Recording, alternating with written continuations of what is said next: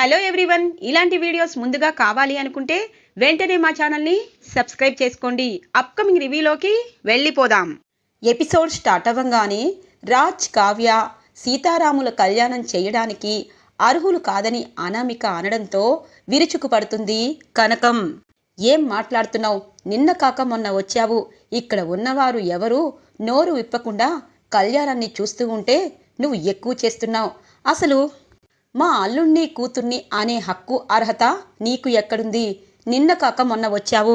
నా అల్లుడికి వేరే అమ్మాయితో పెళ్ళయిందని నీకు తెలుసా? చూసావా? పెళ్లి ఫోటోలు ఉన్నాయా? ఇక్కడెవరి దగ్గరైనా ఆధారాలు ఉన్నాయా అని అడుగుతుంది కనకం. ఒక్కసారిగా షాక్ అయిపోతుంది అనామిక. అమ్మమ్మగారు అంటారు, అమ్మ, కావ్య, రాజ్ ఇద్దరు పీటలపై కూర్చోండి అనగానే అమ్మమ్మగారు అని అంటుంది అనామిక. నోరు మూసుకొని ఉండు. మీ అత్తకి నీకు ఏం పనిలేదు. ఇంట్లో ప్రతిరోజు పంచాయతీ పెడుతూ ఉంటారు. అలా అని గుడిలో కూడా పంచాయతీ పెడుతున్నారు. అసలు మీకేమైనా బుద్ధి ఉందా? ఇంకొకసారి అమ్మమ్మగారు అని చెప్పి అన్నావు అంటే ఇంటిలోకి కూడా రానివ్వను అత్త కోడళ్ళని అని చెప్పి ఇందిరాదేవి కూడా గట్టిగానే గడ్డి పెడుతుంది అనామికకి. సీతారాముల కళ్యాణం చక్కగా పూర్తి చేస్తారు కావ్య, రాజ్. అందరికీ తీర్థప్రసాదాలు దుగ్గిరాల ఫ్యామిలీ పంచుతూ ఉంటుంది. ఇది ఇలా ఉండగా రాహుల్ రిపోర్టర్కి ఫోన్ చేసి, చూడు, నేను చెప్పిన ప్రశ్నలన్నీ ఒక్కొక్కటిగా వెయ్యి అనగానే ఏం ప్రశ్నలు అడుగుతుంది ఇక రిపోర్టర్. రాజ్కి, కావ్యకి పుట్టని బాబు కదా ఆ బాబు. అలాగే ఇక రాజ్ ఎవరినో పెళ్లి చేసుకుని బాబుని ఇంటికి తీసుకొచ్చారు. అలాగే అదే విషయం అనామిక గుడిలో గొడవ చేసింది. ఇలా ప్రశ్నల మీద ప్రశ్నలన్నీ వెయ్యి. వాళ్ళు ఏం సమాధానం చెప్తారో చూడు అని చెప్పి రాహుల్ ఫోన్ చేసి రిపోర్టర్కి చెప్పడంతో, ఓకే, ఇన్ని ప్రశ్నలు వేయమని నువ్వే సలహా ఇస్తే నేనెందుకు చెప్పను అని చెప్పి రిపోర్టర్ చెప్తూ ఉంటుంది. కరెక్ట్గా అప్పు వాళ్ళ మాటల్ని వింటుంది. అంటే దుగ్గిరాల ఇంటి పరువు తీయాలని కంకణం కట్టుకొని ఈ మీడియాని ఎవరో ఇక్కడికి తీసుకొచ్చారన్నమాట. సరే, ఇదే విషయం అర్జెంటుగా అక్కకి చెప్పాలి అని చెప్పి గబగబా అప్పు లోపలికి వెళ్తుంది. ఇది ఇలా ఉండగా అపర్ణాదేవి అంటుంది, అత్తయ్య, కళ్యాణం పూర్తి చేశాము. ఇక ఇక్కడ ఎంతసేపు ఉండకూడదు. ఎందుకంటే మన ఫ్యామిలీ విషయాలు అడగడానికి చాలామంది బంధువులు ఆయన వారు వచ్చారు. మీడియా వారికి ఏం చెప్పాలో కూడా తెలియని పరిస్థితి. అందుకే పూజ పూర్తయిపోయింది కాబట్టి మనం వెళ్ళడమే ఉత్తమం అని అంటారు అపర్ణాదేవి. ఇక అందరూ బయలుదేరడానికి బయటికి వస్తూ ఉంటే మీడియా వారు ఇంతలో వచ్చేస్తారు. అయ్యో, అక్కకి చెప్పాలనుకున్నాను, ఇంతలో మీడియా కూడా వచ్చేసింది, ఇప్పుడు ఎలా అని అనుకుంటుంది అప్పు. మీడియాను చూసి అందరూ షాక్ అవుతారు. కావ్య అలాగే ఇక రాజ్ కొంచెం భయపడుతూ ఉంటారు. ఏంటండి, కళ్యాణం చక్కగా పూర్తి చేశారు. కళ్యాణం పూర్తయింది కాబట్టి మేము అడిగే ప్రశ్నలకి మీరు సమాధానం చెప్పాలని అనుకుంటున్నాము అనగానే ఏం ప్రశ్నలు అని అడుగుతారు రాజ్. అయ్యో, మేము చాలా ఇన్ఫర్మేషన్ గేదర్ చేశాం రాజ్ సార్. మీది పెద్దింటి కుటుంబం. మీ వల్ల చాలామంది ఆదర్శంగా మీ ఫ్యామిలీని చూసి నేర్చుకున్నారు. అక్కడిదాకా ఓకే. మీ చేతిలో ఉన్న బాబు గురించి మాకు ఈరోజు నిజం చెప్పాలి అని అంటారు రిపోర్టర్. ఇక అందరూ ఒక్కసారిగా షాక్ అవుతారు. ఏంటా నిజం అని అడుగుతారు. ఈ బాబు కావ్య మేడంకి పుట్టిన బాబు కాదు. మీరు ఇంకో పెళ్లి చేసుకొని బాబుని తీసుకొచ్చారు అని అంటారు రిపోర్టర్. ఒక్కసారిగా షాక్ అవుతుంది కావ్య. ఏంటి మేడం, మీకు ఇంత అన్యాయం జరిగినా మీరు కనీసం మాకు చెప్పలేదు అని అడిగేసరికి ఒక్కసారిగా అప్పు అంటుంది, ఓ, ఇలా అడగమని ఎవరు మీకు చెప్పారు అని అంటుంది. అదేంటి మేడం, నిజం కాదా ఏంటి అనగానే నిజం కాదో అవునో మీకు తెలుసా? అసలు మీది ఏ ఛానల్? అసలు మీరు ఎందుకు ప్రశ్నలు వేస్తున్నారు? ఒకరు ఇబ్బంది పడుతున్నా మీరు పదే పదే ఇలా ఇబ్బంది పెట్టే ప్రశ్నలు వేస్తున్నారు అంటే మీకు ఎవరో ఇన్ఫర్మేషన్ ఇచ్చుండాలి. ముందు ఎవరిచ్చారో చెప్పండి అని అంటుంది.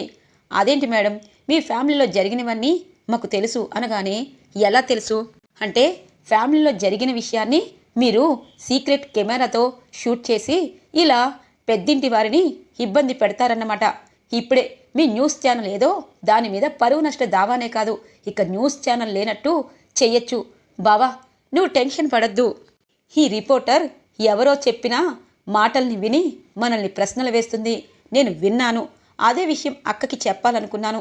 కానీ ఇంతలో వచ్చి మీకు అడగరాని అన్నీ అడుగుతుంది అని చెప్పి అనగానే, మేడం మేడం ఊరుకోండి మేడం, నిజంగానే ఇవన్నీ నేను అడగాలని కాదు, ఎవరో ఏదో లీక్ చేశారు, అది నిజమో కాదో మాకు తెలీదు. మా న్యూస్ రిపోర్టర్, మా న్యూస్ ఛానల్ని మీరు ఏమీ చేయొద్దు.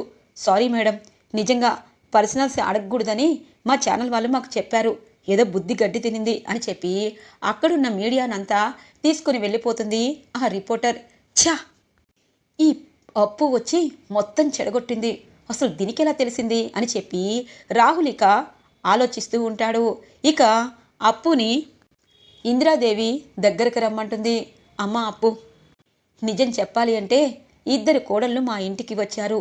నిన్ను కళ్యాణ్ ఫ్రెండ్గానే చూశాడు, కానీ ఒకటి మాత్రం నిజం, ఇంటి మంచి కోరేవారు కోడళ్ళుగా ఉండడం ఉత్తమమని ఇప్పుడు అనిపిస్తుంది. కొందరు పనిగట్టుకొని శూర్పనక్కల్లా ఇంటి పరువుని తీయాలనుకుంటున్నారు. అలాంటి వారిని ఇంటి కోడలుగా ఉంచుకున్నారు కొంతమంది. ఇప్పటికైనా తోటి మనుషులు మన ఇంటి పరువుని ఎలా కాపాడారు అన్నది గుర్తుంచుకోండి అని చెప్పి అపర్ణాదేవి కుటుంబ సభ్యుల్ని ఉద్దేశించి మాట్లాడుతుంది. అమ్మ, నా కూతురు జీవితం మీ చేతిలో ఉంది, తనకి ఎటువంటి పాపం తెలీదు, మీ ఇంటి పరువుని ప్రతి నిమిషం కాపాడుతుంది మా కావ్య. అలాంటి కావ్యకి మీరు అన్యాయం చేయరని ఆ భగవంతుడు సాక్షిగా నేను నమ్ముతున్నాను అని అంటారు కనకం. కనకం, ఏం దిగులు పెట్టుకోవద్దు, ఎందుకంటే కావ్య చాలా మంచిది, దేవుడు తనకి అన్యాయం చేయడు అని చెప్పి ఇందిరాదేవి కనకానికి చెప్పి ఇక దుగ్గిరాల ఫ్యామిలీ అంతా ఇంటికి బయలుదేరుతారు. ఇది ఇలా ఉండగా స్వప్న రాహుల్ అలాగే ఇక రుద్రాని దగ్గరికి వస్తుంది. ఏంట్రా ఇది మన దగ్గరికి వచ్చింది, దీనికి నిజం తెలిసిపోయిందా? తాకట్టు పెట్టి ₹1,00,00,000 తీసుకున్న సంగతి తెలిసిందా, లేకపోతే మీడియా గురించి తెలిసిందా అని చెప్పి సైగతో అంటూ ఉంటుంది. ఇక స్వప్న ఇద్దరిని చూస్తుంది. ఛీ, ద్రోహం చేసేవారికి వాళ్ళపై పగ తీర్చుకోవాలని ఎవరికైనా ఉంటుంది, కానీ అన్నం పెట్టేవారికి కూడా ద్రోహం చేస్తారని మిన్నుండి తెలుసుకున్నాను. అసలు మీ ఇద్దరు మనుషులేనా అని అంటుంది స్వప్న. మేమేం చేశాము అని అంటుంది రుద్రాని. ఏం చేశారు అన్నది ప్రత్యేకంగా చెప్పక్కర్లేదు, మీరేం చేస్తున్నది నేను అన్నీ గమనించాను. ఇక మీడియాకి ఈ రాహుల్ కావాలనే వాళ్ళని గుడి దగ్గరికి రప్పించాడని నాకు అర్థమైంది. ఇక మీరు అనామికకి చెప్పడం నేను విన్నాను. మీరు అనాథైనా సరే ఈ ఇంటికి ఆడపిల్లగా మిమ్మల్ని ఒక గౌరవం ఇచ్చింది దుగ్గిరాల ఫ్యామిలీ. అలాంటి దుగ్గిరాల ఫ్యామిలీకి మీరు ఇంత అన్యాయం చేస్తారని అస్సలు అనుకోలేదు. ఈ విషయం గనక అమ్మమ్మ గారికి తాతగారికి నేను చెప్తే ఈ ఇంటి నుండి ఈ రోజే మీ ఇద్దరిని బయటికి గెంటేస్తారు. మంచి చెయ్యకపోయినా పర్వాలేదు, మీలా వెనక గోతులు తవ్వుతూ ఉంటే ఇక ఎప్పటికైనా ఆ నిజం తెలిసిపోతుంది. ఛీ, ఇప్పటికైనా మీరు మారండి అని చెప్పి స్వప్న రాహుల్ రుద్రానికి గడ్డి పెట్టి అక్కడి నుండి వెళ్ళిపోతుంది. ఇది ఇలా ఉండగా కావ్య రాజ్ దగ్గరికి వస్తుంది. ఏంటి, మీడియా వారి నుండి తప్పించుకున్నాను, ఇప్పుడు నాకు ఏమీ కాదని హ్యాపీగా ఉంటున్నారేమో, కానీ అత్తయ్య మీకు ఒక గీత గీశారు. ఆ గీతకి ఇంకా 5 రోజులు ఉంది. మీరు ఏ నిర్ణయం తీసుకుంటారో చెప్పండి అని అంటుంది. నేను ఏ నిర్ణయం తీసుకోవాలి అన్నది మమ్మీతో చెప్పేశాను అనగానే, అంటే నాకైనా నిజం చెప్పండి, ఎందుకు మీరు ఈ విషయాన్ని దాస్తున్నారు? ఒకవేళ బాబు వాళ్ళ తల్లిని తీసుకువస్తే కళావతికి అన్యాయం చేస్తున్నాను అన్న భావన మీలో ఉందా అని అంటుంది కావ్య. నన్నేమి ప్రశ్నలు అడగద్దు అని అంటారు. ఎందుకు అడగకూడదు? అన్యాయం నాకే కదా జరిగింది.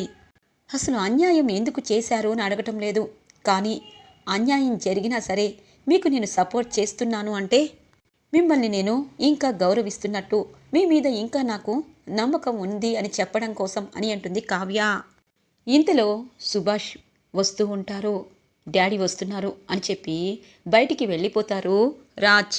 ఇది ఇలా ఉండగా అనామిక ధాన్యలక్ష్మి దగ్గరికి వస్తుంది. అత్తయ్య చూసారా, గుడిలో అయినా ఎక్కడైనా ఇంట్లో అయినా మన పెత్తనమే లేదు. వాళ్ళు అన్యాయం చేసినా వాళ్ళు మంచివారు కాకపోయినా వాళ్ళనే అందంలో ఎక్కిస్తున్నారు అత్తయ్య అని చెప్పి అనగానే ఇంతలో ప్రకాష్ వస్తారు. అనామిక అని అంటారు. మామయ్య గారు అనగానే, చూడమ్మా, ఈ ఇల్లు ఒక స్వర్గసీమ. ఈ ఇంట్లో ఇలా మనం ఉన్నాము అంటే మా అమ్మ నాన్న చలువ వల్లే. నీకు ఎలాగూ అత్త మామకి భర్తకి వాల్యూ ఇవ్వడం చేతకావటం లేదు. నా భార్యని కూడా నువ్వు వచ్చినప్పటి నుండి ఏదో ఒక రకంగా నీ చెప్పు చేతల్లో పెట్టుకుంటున్నావు. ఏంటి ధాన్యం? కోడలికి మంచి మనం చెప్పాలి, తన దగ్గర నుండి మనం నేర్చుకోవాల్సింది ఏమీ లేదు. అసలు నాకు అర్థం కావాల్సింది ఒకటి ఉంది. అన్నయ్య గాని రాజ్ కానీ మనల్ని ఏమైనా అన్యాయం చేశాడా? కళ్యాణ్కి ఇష్టం లేకపోయినా ఫ్యాక్టరీని అలాగే ఇక స్వరాజ్ గ్రూప్ ఆఫ్ ఇండస్ట్రీ ఇన్ఛార్జిని చేశారు. అలాగే వదిన కొడుకు చేసింది ఒప్పు అనకుండా తప్పు అని చెప్పి తన్ని ఇంటి నుండి కూడా వెళ్ళిపోమని ఆదేశించింది. అలాంటి అన్నయ్య వదిన రాజ్ మనల్ని ఎంతగానో ఇంపార్టెన్స్ ఇస్తూ ఉంటే మీ ఇద్దరూ వాళ్ళపై పడి ఏడుస్తారా? ఇది అమ్మా నాన్నకి తెలిస్తే ఇప్పుడే మనందరినీ ఇంటి నుండి గెంటేస్తారు. ఇకపై అనామిక మాటల్ని నువ్వు విని ఇంకా దిగజారద్దు ధాన్యం అని చెప్పి అక్కడి నుండి వెళ్ళిపోతారు ప్రకాష్. ఇది ఇలా ఉండగా కావ్య ఇక టిఫిన్ చేసి అన్నీ సర్దుతూ ఉంటుంది. ఒక్కొక్కరిగా ఇక టేబుల్ దగ్గరికి వస్తూ ఉంటారు. ఇంతలో కళ్యాణ్ అంటారు, వదినా నువ్వు రెడీ అయ్యావా అని అంటారు. ఏ కవి గారు అని అంటుంది. మీరు కూడా ఈరోజు ఆఫీస్కి రావాలి వదినా అని అంటారు కళ్యాణ్. ఎందుకు కళ్యాణ్, నేను వస్తాను అని అంటుంది అనామిక. ఏ వచ్చి నువ్వు డిజైన్స్ వేస్తావా? అలాగే మీటింగ్లో డిజైన్స్ గురించి మాట్లాడతావా? మాట్లాడగలవా అని అంటారు. అంటే డిజైన్ నాకు రాదనా అని అంటుంది. రాకపోవడం కాదు, నీకు కనీసం ఎక్కడ ఎలా మాట్లాడాలో చేత కాదు. అందుకే నువ్వు ఎప్పటికీ వదినలా డిజైన్స్ వేయలేవు, అలాగే మా కంపెనీకి రాలేవు అని అంటారు. ఏంటి కళ్యాణ్ నన్ను అంత తక్కువగా చూస్తున్నావు అనగానే, ఎక్కువగా చూసేవాణ్ణి, కానీ నీ ప్రవర్తన వల్లే ఇక్కడి దాకా వచ్చింది. వదిన మీరు టిఫిన్ చేసి రెడీ అవ్వండి అని చెప్పి అంటారు. సరే అని చెప్పి పైకి వెళ్తుంది కావ్య. ఏంటి టిఫిన్ తినడానికి రాలేదు, ఏమైంది అని అంటుంది. నాకు అందరితో తినే యోగ్యం లేదు కళావతి అనగానే, ఓ తప్పు చెయ్యకుండానే తప్పు చేశానన్న ఫీలింగ్లో మీరు ఉంటున్నారు కదా అనగానే, నువ్వెలా చెప్పగలవు అని అంటారు. మీ గురించి నాకు తెలీదా? మీరు ఏమేమి నిజాలు దాస్తున్నారో నాకు తెలుసు, కానీ ఒకటి మాత్రం నిజం. తప్పు చెయ్యకపోయినా తప్పు మీపై వేసుకుని ఆ బాబు తల్లి ఎక్కడుందో చెప్పకుండా ఇంతగా దాచారు అంటే ఖచ్చితంగా ఈ ఇంటి పరువు కోసమే అని అనిపిస్తుంది. అంటే ఈ ఇంట్లో వాళ్ళు ఎవరో ఈ బాబుతో సంబంధం ఉందని నాకు అనిపిస్తుంది అని అంటుంది కావ్య. ఒక్కసారిగా షాక్ అయిపోతారు రాజ్. ఏంటి షాక్ అవుతున్నారు? మీరు ఇంటి పరువు కోసం ఏదైనా దాస్తారని నాకు తెలుసు, అందుకే గెస్ చేసి చెప్పాను. నేను ఆఫీస్కి వెళ్తున్నాను, బాబుకి కావాల్సినవన్నీ ఇక్కడ పెట్టాను, జాగ్రత్తగా చూసుకోండి అని చెప్పి కావ్య ఇక ఆఫీస్కి బయలుదేరుతుంది. ఆఫీస్కి వచ్చిన కావ్యకి రాహుల్ ఎవరితో మాట్లాడడం చూస్తూ ఉంటుంది. ఇదేంటి ఎవరో అమ్మాయితో మాట్లాడుతున్నాడు, ఇంకా ఈ రాహుల్ బుద్ధి పోలేదా? ఏదో సీరియస్గానే మాట్లాడుతున్నాడు అని చెప్పి ఇక అనుకుంటూ ఉంటుంది కావ్య. ఆ అమ్మాయి ఎవరు?